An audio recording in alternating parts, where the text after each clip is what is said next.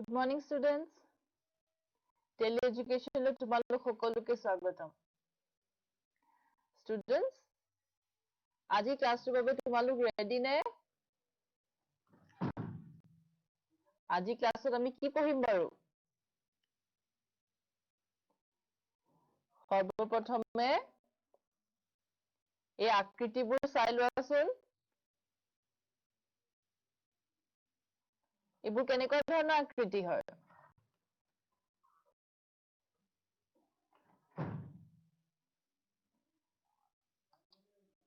এইটো এটা তৰাৰ নিচিনা দেখিবলৈ হয়নে ত্ৰিভুজ আছে চতুৰ্ভুজ পঞ্চভুজ বহুত ধৰণৰ এইবোৰ কি বুলি কয় বহুভুজ ওকে সো আমি বহুভুজৰ বিষয়ে পঢ়িছো আগতে মন আছে তোমালোকৰ বহুভুজ বুলি এটা চ্যাপ্টাৰ পঢ়িছিলো নহয় আমি আৰু তাতে আমি কি পঢ়িছিলো এই আকৃতিটো কি হয় চাৰিটা বাহু যাৰ চতুৰ্ভুজ বুলি জানো আমি হয়নে সো চতুৰ্ভুজৰ বৈশিষ্ট্যৰ ওপৰতো আমি পঢ়ি থৈছো অলৰেডি হয়নে আৰু বিভিন্ন প্ৰকাৰৰ চতুৰ্ভুজৰ বৈশিষ্ট্যৰ ওপৰতো আমি পঢ়িছো ওকে এতিয়া আমি এই চতুৰ্ভুজবোৰ অঙ্কন কৰিবলৈ শিকিম ঠিক আছে ইতিমধ্যে গম পাইছে তোমালোকে কোনটো চ্যাপ্টাৰ হয়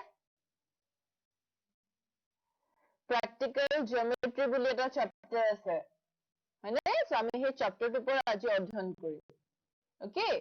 সো এতিয়া আমি চতুৰ্ভুজবোৰ অঙ্কন কৰিব শিকিম আৰু অঙ্কন কৰিবৰ বাবে আমাক কি কি দৰকাৰ হ'ব কিছুমান জ্যামিতি বক্স আছে নে তোমালোকৰ জ্যামিতি যন্ত্ৰপাতিবোৰ কি যন্ত্ৰপাতি থাকে যেনেকে এডাল ডিভাইডাৰ কম্পাস এযোৰ ত্ৰিকোণী থাকে স্কেল এটা থাকে আৰু প্ৰটেক্টৰ হয়নে প্ৰটেক্টৰ বা কোণমান যন্ত্ৰ গতিকে যেতিয়া স্কেলৰ এদৰে দাগ দিয়া থাকে তাক দাগ চিহ্নিত স্কেল বুলি কওঁ বা ৰুলাৰ বুলি কওঁ যেতিয়া এই দাগসমূহ নাথাকে তাক আমি দাগহীন ৰুলাৰ বা সৰল পাঠ বুলি কওঁ ওকে সো জ্যামিতিৰ কোনো এক নক্সা অঙ্কনৰ বাবে এডাল দাগহীন ৰুলাৰ আৰু এপাত কম্পাসৰ ব্যৱহাৰ হয় তাৰমানে এই দুটা বস্তু খালি ওকে এই দুটা বস্তু হলে আমি জ্যামিতিৰ যিকোনো নক্সা অঙ্কন কৰিব পাৰিম ওকে সো এই দুটা ধৰি লোৱা দুটা কি হয় ত্ৰিভুজ হয় বা এটা চাৰিকোণীয়া হয় এটো হয়নে সো তাৰ আমি জুখিবৰ বাবে স্কেল দাগ চিহ্নিত স্কেল আৰু প্ৰটেক্টৰ এই দুটা বস্তু ব্যৱহাৰ কৰো ওকে জোখ মাখ দিয়া নক্সা অঙ্কনৰ বেলিকা দাগ চিহ্নিত স্কেল আৰু প্ৰটেক্টৰৰ ব্যৱহাৰ হয় যেতিয়া তোমাক জোখ দিয়া হয় তেতিয়া তুমি দাগ চিহ্নিত স্কেল আৰু প্ৰটেক্টৰ ব্যৱহাৰ কৰিবা কিন্তু যেতিয়া তোমাক অঙ্কন কৰিব দিব যাৰ জ্যামিতিৰ কিছুমান অঙ্কন নক্সা অঙ্কন কৰিবৰ বাবে আমি কি কৰো দাগ চিহ্নিত স্কেল নহয় সৰল পাঠ এটা এডাল আৰু কম্পাসে ব্যৱহাৰ কৰো ওকে সো আমি ত্ৰিভুজৰ অঙ্কনৰ বিধিবোৰ ৰোমন্থন কৰো এতিয়া ত্ৰিভুজৰ অঙ্কন মনত আছে নে মনত আছে যদি ভেৰি গুড মনত নাই যদিও কোনো কথা নাই আমি যে চাব পাৰিম আমি ত্ৰিভুজৰ অঙ্কনৰ বিধিবোৰ ৰোমন্থন কৰো আহা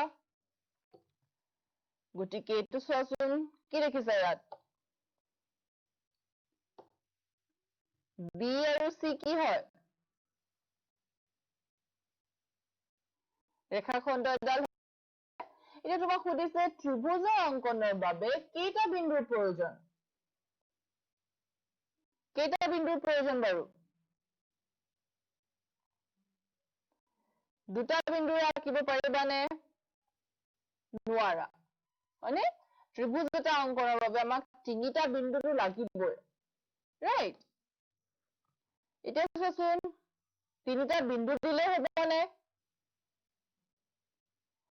তিনিটা বিন্দু তুমি দুটা বিন্দু অলৰেডি পালা, বি আৰু চি। ইয়াৰে তুমি তৃতীয়টো বিন্দু ইয়াত লিখিব পাৰা, ইয়াত ৰাখিব পাৰা, বা ইয়াত, ইয়াত, বা ইয়াত, বা ইয়াত, বা ইয়াতো তুমি ৰাখিব পাৰা। হয়নে? তো তৃতীয়টো বিন্দুৰ কথা আমি নাজানো ক'ত থাকিব বিন্দুটো। গতিকে তেনে ক্ষেত্ৰত আমি বহুতো ত্ৰিভুজ অংকন কৰিব পাৰিম। হয়নে? তাৰমানে আমি এটা অদ্বিতীয় ত্ৰিভুজ অংকন কৰিব নোৱাৰিম। ওকে, যেতিয়া তোমাক মাত্ৰ তিনিটা বিন্দু দিয়া থাকিব, তুমি এতিয়া অদ্বিতীয় ত্ৰিভুজ এটা অংকন কৰিব নোৱাৰা। ওকে, বহুতো ত্ৰিভুজ অংকন কৰিব পাৰিবা, কিন্তু সেইটো ইউনিক নহব। ঠিক তেনেকৈ যদি তোমাক দুটা বাহু দিয়া থাকে, এবাৰ দেখিছানে দুটা ৰেখাখণ্ড দিয়া আছে, বি চি দিয়া আছে, আৰু এটা বাহু দিয়া আছে। গতিকে দুটা বাহু পালা। এতিয়া তৃতীয়টো বাহুৰ জোখ আমাক দিয়া নাই। হয়নে? সো আমি তেনে ক্ষেত্ৰত এটা অদ্বিতীয় ত্ৰিভুজ অংকন কৰিব পাৰিম নে?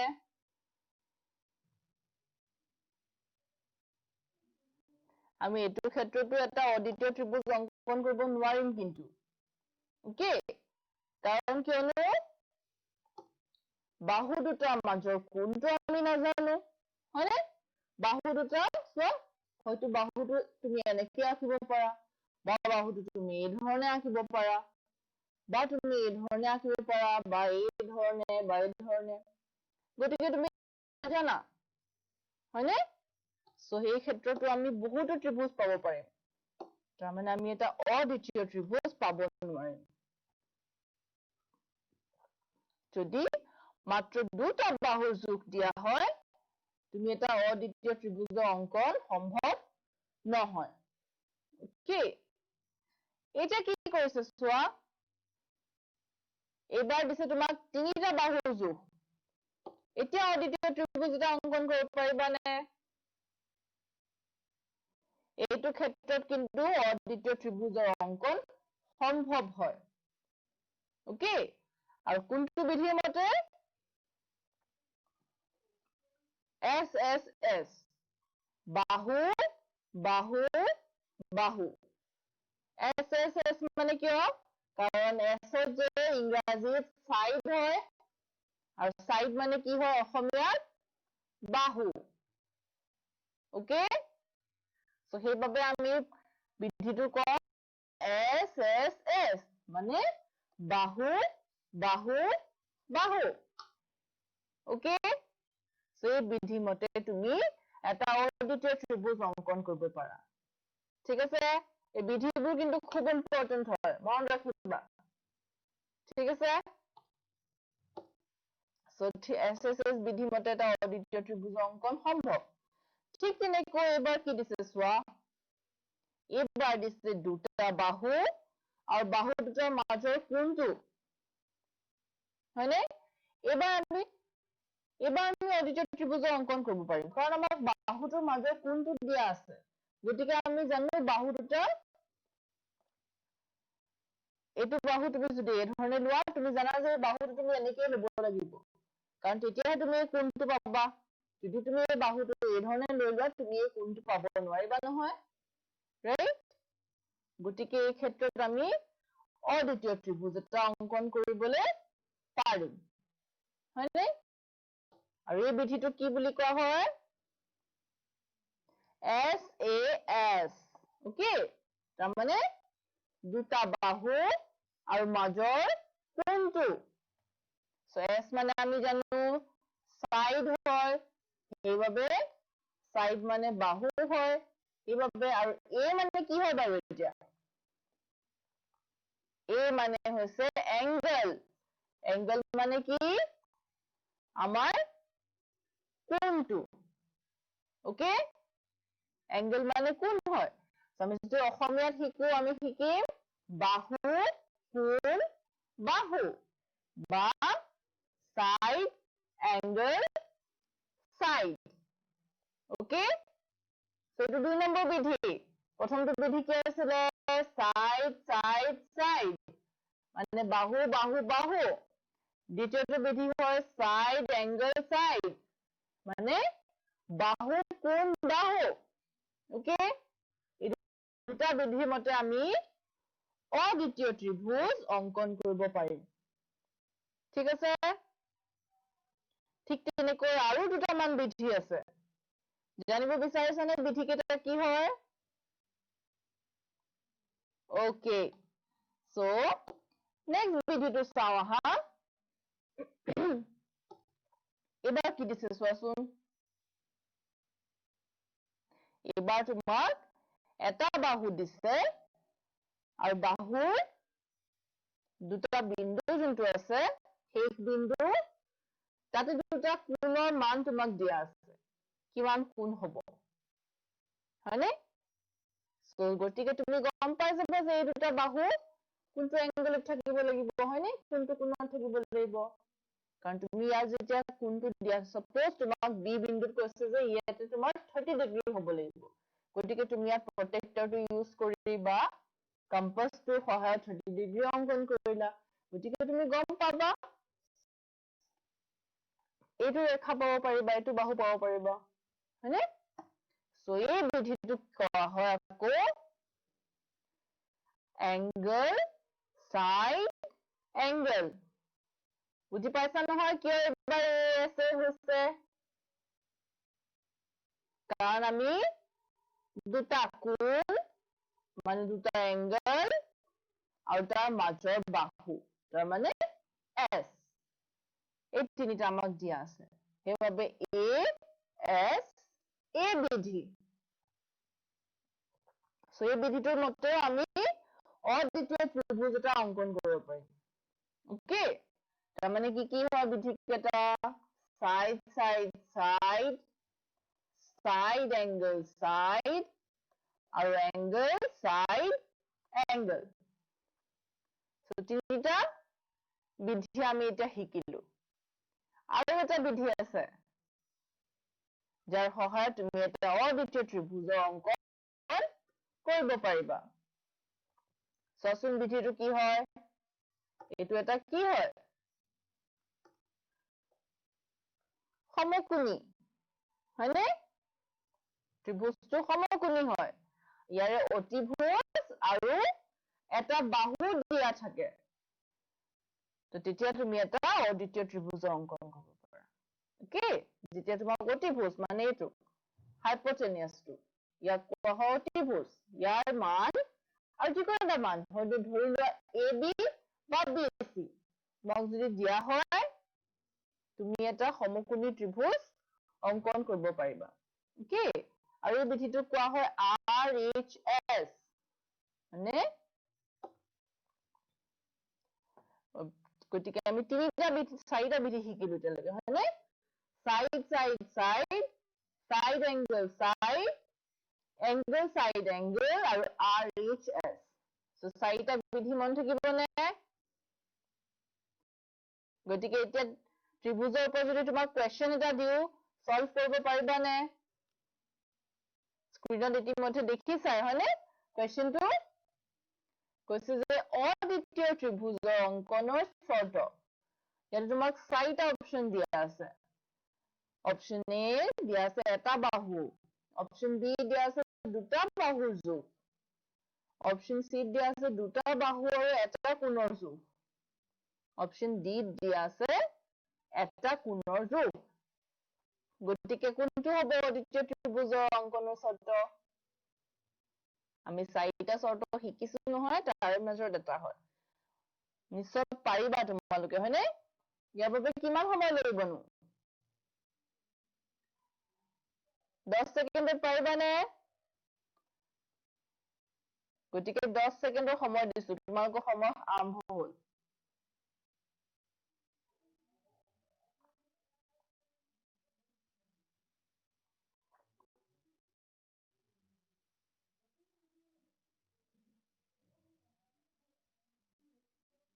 সময় সমাপ্ত হল উত্তৰটো দিলা নে তোমালোকে অদ্বিতীয় ত্ৰিভুজৰ অঙ্কনৰ শৰ্ত হৈছে দুটা বাহু আৰু এটা কোণ হয়নে তাৰ মানে অপচন সি টো শুদ্ধ উত্তৰ হয় আমি শিকি আহিছিলো নহয় S A S ওকে গতিকে আৰু এটা শৰ্ত এবাৰ কৈছে দ্বিতীয় ত্ৰিভুজৰ অঙ্কনৰ শৰ্ত চোৱাচোন এবাৰ আকৌ চাৰিটা অপচন দিয়া আছে ইয়াৰ মাজত এটা শুদ্ধ হয় সো প্ৰশ্নটো পঢ়া তোমালোকক আকৌ 10 সেকেন্ডৰ সময় দিম ওকে লাষ্ট কোৱেশ্চনটো বহুতে উত্তৰ দিছা এবাৰ আকৌ এটো সময় দিলো 10 সেকেন্ড উত্তৰটো আমাক জনোৱা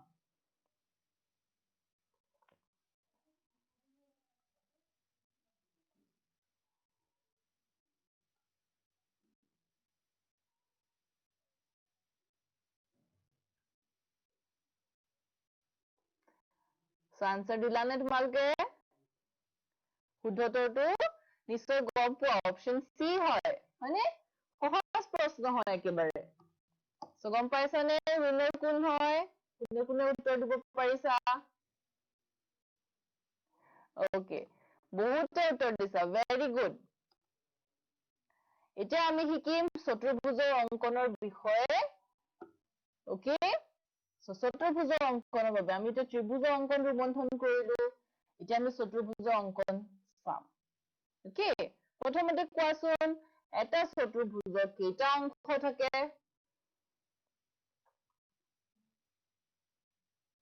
জানানে তোমালোকে চাওচোন আমি চতুৰ্ভুজৰ ধৰিলে চতুৰ্ভুজটো A B C D এটা চতুৰ্ভুজ ইয়াত কৈছে যে 10টা অংশ থাকে কেনেকৈ হল বাৰু 10টা চাওচোন আমি কেনেকৈ 10টা হল A B B C C D A D এই চাৰিটা আৰু চাৰিটা কোণ চাৰিটা বাহু চাৰিটা কোণ 8টা হল আৰু দুটা কি হ'ব বাৰু yes very good আৰু দুটা কৰ্ণ হ'ব নহয় ডায়াগনেলছ দুটা থাকিব হয়নে সো মুঠ 10টা ওকে চাৰিটা বাহু চাৰিটা কোণ আৰু দুটা কৰ্ণ তো তোমাক যদি খুদা হয় এটা চতুৰ্ভুজৰ কেইটা অংশ থাকে কিমান লিখিব লাগিব 10টা অংশ থাকে বুলি লিখিব লাগিব ঠিক আছে ওকে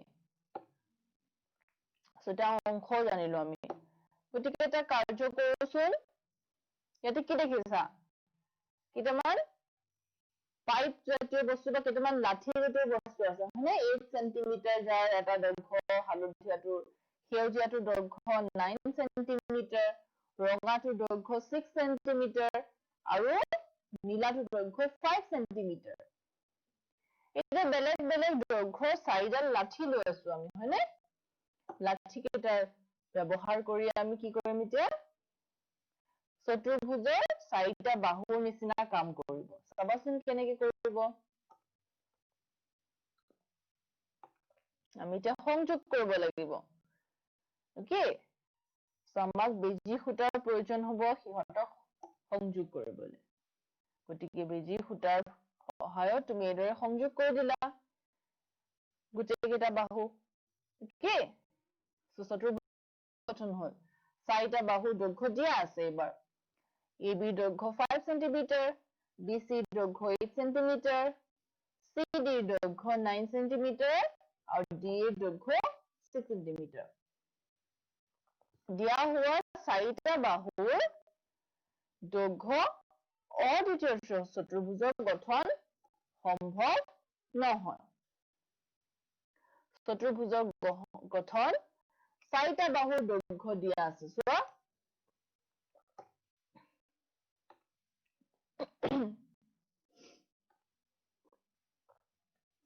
ধৰি লোৱা 5 সেন্টিমিটাৰ আৰু AD দিয়া আছে 6 সেন্টিমিটাৰ এবাৰ BC দিয়া আছে 8 সেন্টিমিটাৰ গতিকে DC হ'ব 9 সেন্টিমিটাৰ তাৰমানে এটা চতুৰ্ভুজৰ গঠনৰ বাবে প্ৰয়োজন হোৱা ন্যূনতম অংশৰ সংখ্যা কিমান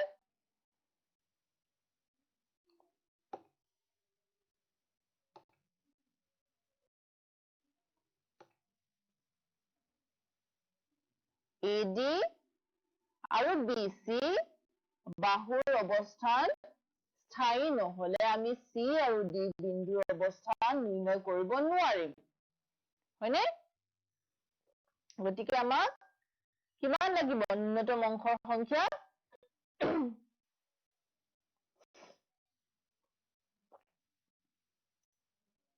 তাৰমানে আমি কি বুজিলো যদি আমাৰ 4টা বাহুৰ দৈৰ্ঘ্য দিয়া থাকে মাত্ৰ তেতিয়া আমি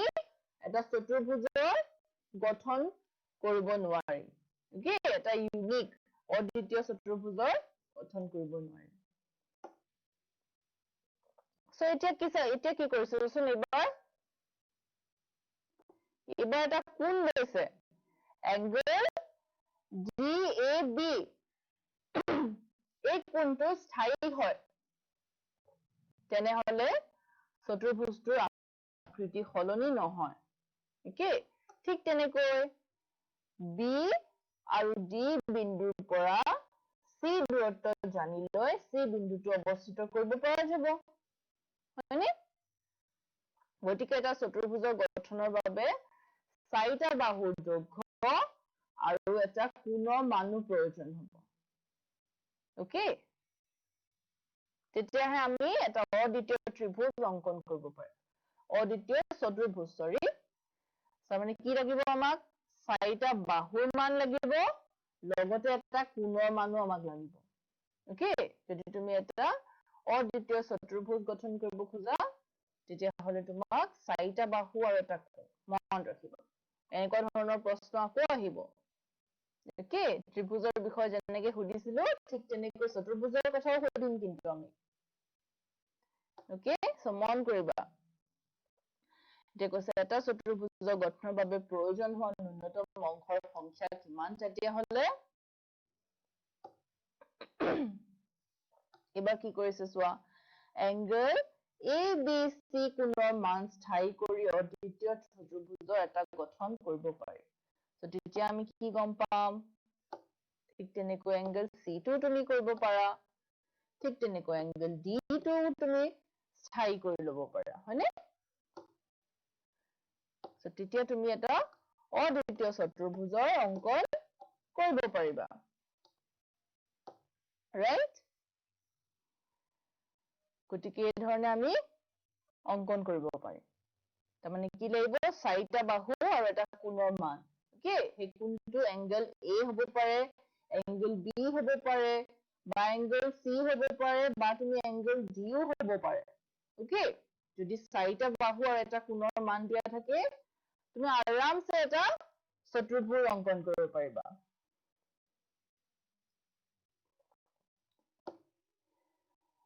এতিয়া দিয়া আছে 4টা বাহু এটা কোণ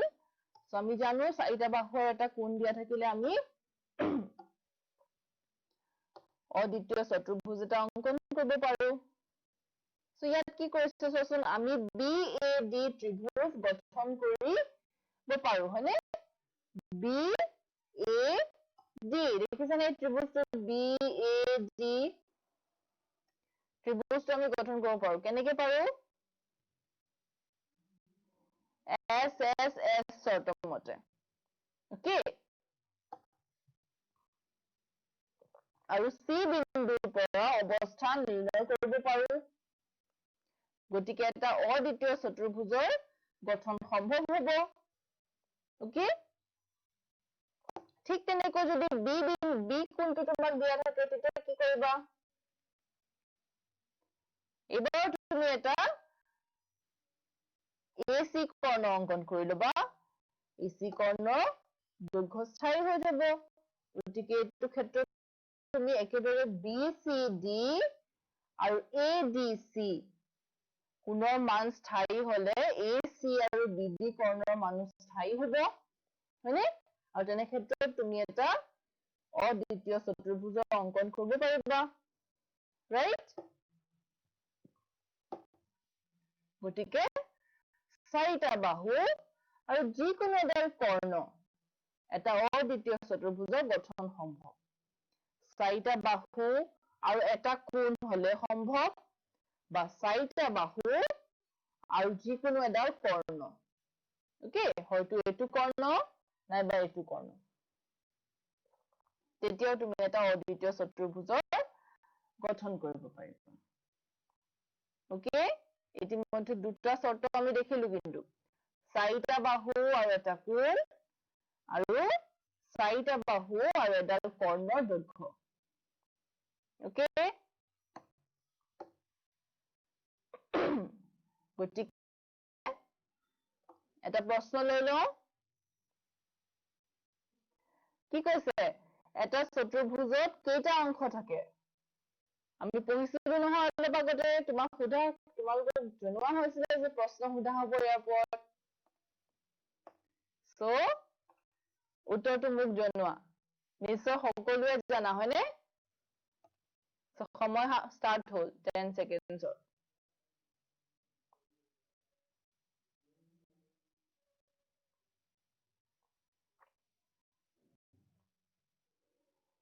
ওকে টাইম খতম হ'ল শুদ্ধ উত্তৰটো হৈছে অপচন ডি মানে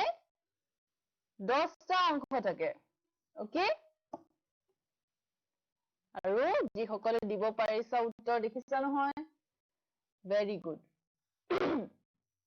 গতিকে এতিয়া চোৱাচোন আৰু এটা কাৰ্য এবাৰ দিয়া আছে তোমাক প্ৰথমতে আমি এটা কাৰ্য কৰিছিলো য'ত তোমাক 4টা দিয়া আছিলে এবাৰ তোমাক দিয়া আছে 5টা ওকে এতিয়া কি কৰিবা চোৱাচোন আৰু দুডাল লোৱা সিহঁতে কৰ্ণ হিচাপে কাম কৰিব প্ৰথমতে 3ডাল ললা ওকে প্ৰথমতে 3ডাল ললা এইদৰে অংকন কৰিলা আৰু দুডাল ললা এই দুডালক এইদৰে জয়েন কৰিলা কৰ্ণ হিচাপত কাম কৰিলে কি এতিয়া চোৱাচোন এতিয়া C আৰু D তুমি সংযোগ কৰি দিলা গতিকে অদ্বিতীয় চতুৰ্ভুজৰ গঠন সম্ভৱ নে অদ্বিতীয় চতুৰ্ভুজৰ গঠন সম্ভৱ তাৰমানে অদ্বিতীয় চতুৰ্ভুজৰ গঠনৰ বাবে দুডাল কৰ্ণ আৰু 3ডাল বাহু যোগ দিয়া থাকিলে অদ্বিতীয় চতুৰ্ভুজ এটা অংকন কৰিব পাৰিবা ওকে সো কি পালো আমি 4টা বাহু আৰু এটা কোণ বা 4টা বাহু আৰু কৰ্ণৰ যোগ দিয়া থাকিলে এটা যিকোনো কৰ্ণ যোগ দিয়া থাকিলে বা 3ডাল বাহু আৰু দুডাল কৰ্ণ ওকে 4টা বাহু এটা কোণ 4টা বাহু এটা কৰ্ণ বা 3টা বাহু আৰু দুটা কৰ্ণ ওকে এই তিনিটা আমি এতিয়ালৈকে পালো অদ্বিতীয় চতুৰ্ভুজৰ গঠনৰ বাবে আমাক এই তিনিটা শৰ্ত ইতিমধ্যে গম পালো তেতিয়া কি কৰিব পাৰিছো SSS শৰ্ত ব্যৱহাৰ কৰি আমি DAB আৰু CAB ত্ৰিভুজ পাব পাৰো তেনেদৰে ABCD চতুৰ্ভুজ পাব পাৰো ওকে সো 3টা বাহু আৰু দুটা কৰ্ণ দিয়া থাকিলে চতুৰ্ভুজ গঠন সম্ভৱ হয় বুলি আমি ইতিমধ্যে গম পালো ওকে তিনিটা শৰ্ত আমি ইতিমধ্যে গম পালো এবাৰ কি কৈছে চোৱাচোন এবাৰ কৈছে 3টা বাহুৰ দৈৰ্ঘ্য আৰু দুটা অন্তস্থ কোণৰ মান দিয়া আছে এতিয়া কি কৰিবা এতিয়া হ'বনে সম্ভৱ নিশ্চয় সম্ভৱ হ'ব হয় নে নহয় তোমাক 3টা বাহু দিয়া আছে যেনেকৈ ধৰা AB BC আৰু AD দিয়া আছে আৰু এংগল DAB আৰু এংগল CBA কি হ'ব দুটা অন্তস্থ কোণ হ'ব দুটাৰ মানো দিয়া আছে গতিকে তুমি জানিবা যে AD আৰু CB তাৰমানে D বিন্দুটো আৰু C বিন্দুটো কোন ডখৰত থাকিব তুমি গম পোৱা গতিকে D আৰু C সংযোগ কৰি দিলে হৈ গ'ল হয়নে দুটা অন্তস্থ কোণ স্থায়ী হলে চতুৰ্থ বাহুৰ দৈৰ্ঘ্য স্থায়ী কৰিব পৰা যাব গতিকে অদ্বিতীয় চতুৰ্ভুজৰ এটা গঠন কৰিব পাৰিবা হয়নে বুজি পাইছানে কেনেকৈ কৰিবা ধৰি লোৱা তোমাক তিনিটা বাহুৰ মান দিয়া আছে ওকে সো তুমি গম পাবা যেহেতু এই কোণটো তুমি 30 ডিগ্ৰী হ'ব লাগে বা যিমান হ'ব লাগে suppose x ডিগ্ৰী আৰু এটো y ডিগ্ৰী সো তুমি গম পাবা যে এই বিন্দুটো কোনখিনিত শেষ হ'ব লাগিব ওকে গতিকে তুমি সংযোগ কৰি দিলে হৈ গ'ল চতুৰ্ভুজটো পাব পাৰিবা ওকে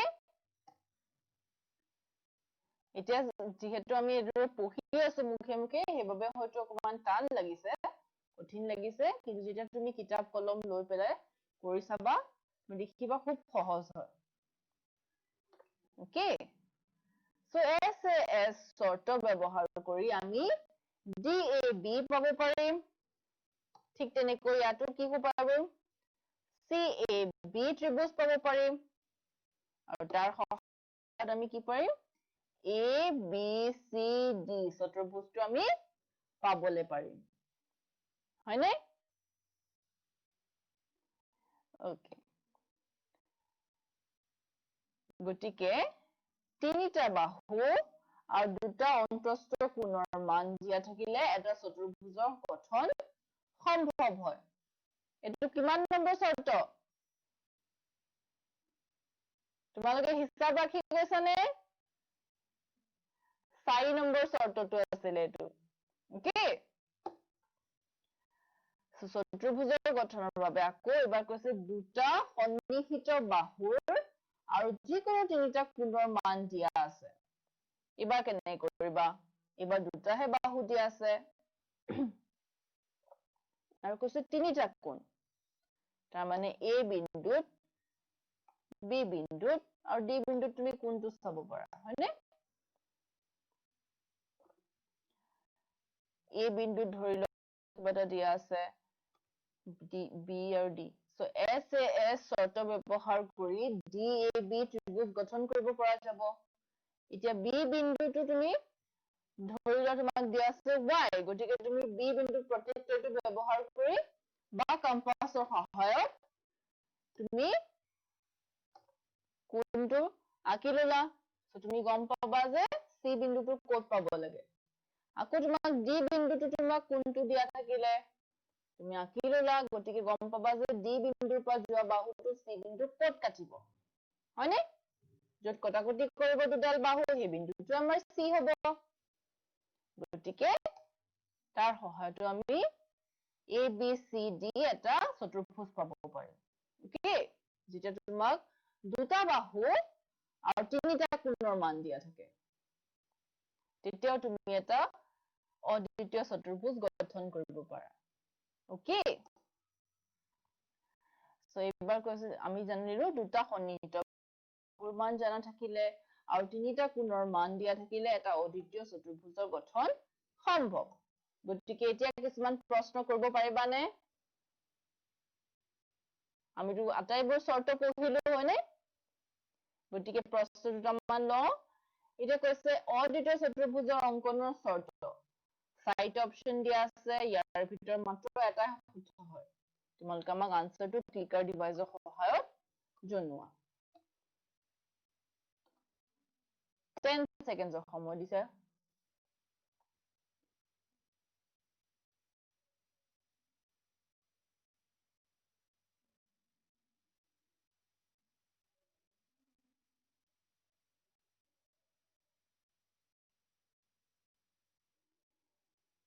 আনসাৰ দিলানে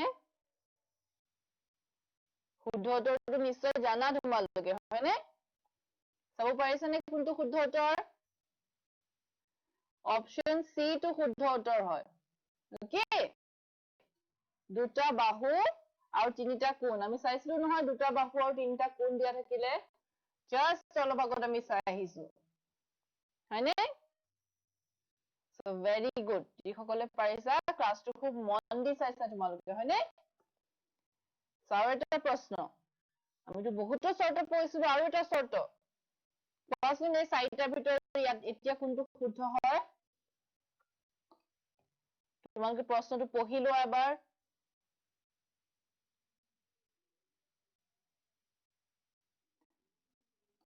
10 seconds সময় দিম আকৌ 10 seconds ভিতৰত আমাক ক্লিকাৰ ডিভাইসৰ সহায়ত উত্তৰটো জনাবা তোমালোকে ওকে সো সময় আৰম্ভ হ'ল